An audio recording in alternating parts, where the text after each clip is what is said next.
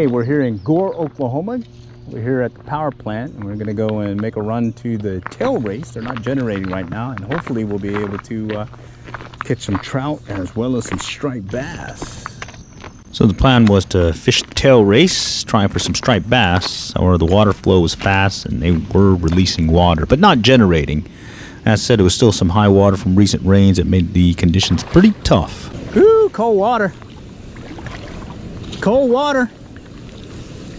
So we headed downriver, tried our luck there, hopefully for some of those striped bass. Tried a real fast water area, did different baits as well as lures. And then we just decided, hey, we better target some trout and see if we can get something for dinner tonight. And what ended up happening was yours truly went ahead and shifted over to a tandem rig. Over the past trips, noticed a tandem rig seemed to work well, so I went with an olive deer and a squirmy worm. Sandwand worm. This is one that I picked up, or actually made, on a quick tie fly tie. Check it out at some point. But here is the first correction, the second trout of the day. I ended up losing the first one. Nice size one too. All right, and then we had the hatch going on. How far are y'all going? About 6-7 miles down. Wow.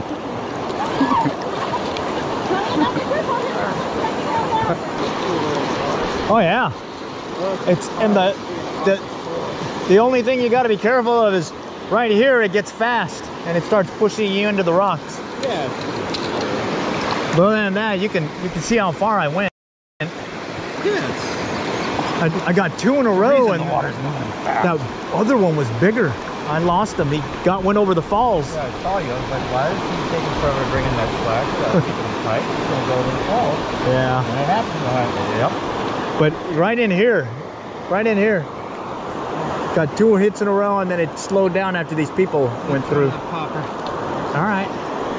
Okay, so we continued on. My fishing buddy was using a pencil popper. Unfortunately, he got it hooked up into one of the trees, and as he was doing so, I was lucking into this guy. Another one on the tandem rig, olive deer and squirmy worm, sandwand worm. And as I bring him in, you can see that he's not as big as that other one.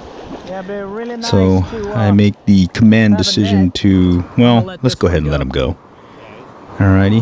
And here is a view of the olive deer tandem rig setup. There's a squirmy worm. It's about, just a little bit over a foot long, so about 12 inches or so. And then here's yours truly getting ready to set up using that OPST Skagit head, using the 6-weight TFO rod, Echo Ion, 6-7 weight fly reel, and a 225 grain OPST Skagit head. This is where I take advantage of being able to do a water load and send that thing out to where the money zone is, where the fish are lurking along this seam, where it's kind of shadowy and whatnot, or in the shadows and there's shade. And you can see here shortly I'll get one on the line. I'll set the hook and bring that baby in. So here he comes. All right, and this one puts up a good fight. Got to fight it through the current, but it's not concerned that I'm going to lose him. But unfortunately, I do wish I had a net. I forgot to bring the net. So in this case, I believe I'm going to grab them. But there's the bigger ones that we caught. I'd go ahead and bank them just as a precaution. All right. And I think while I was bringing this one in, there was one that swiped at it, at least the strike indicator. So the bite stayed steady. Unfortunately, yours truly's mojo was off. In this case, I ended up missing one. But hey, a quick recast and keep going. And I'll get another one on here shortly. And that bite stayed steady throughout the day with a few cotton release, as well as I was hoping for some bigger ones. I definitely lost that big one at the beginning. That wasn't captured on video, but here's one that fought really well, but unfortunately it's gonna kick up the water and clobber my camera, and I won't know that. So bummer on that. And what will then soon follow is some more fishing, catching, missing, and in this case this is one that I'm gonna end up keeping, that I'm gonna go and bank because I don't want to lose him since I didn't bring the net. And similar to the others, it was in that seam. I set the hook, brought it in, no problem. Again, went for that squirmy worm, sandwand worm. And here I'm just going to go take it to shore, bank it real quick, And I'll put that one in the bag here. And end up getting 2 trout during this trip. And overall had a fun time. I was hoping for those striped bass, but hey, it's good to know that a tandem rig was still working, and that setup was still good to go. I was hoping for a bigger one, did catch a few more, catch and release style, and well, also missed, and hey, that's part of it. And here you'll see that the fish are still biting. They are there, and in this case, here's one that was very close to me. He ends up popping up. There he is. And then there's another one that's further out that you'll see jump up and pop as well. So right there.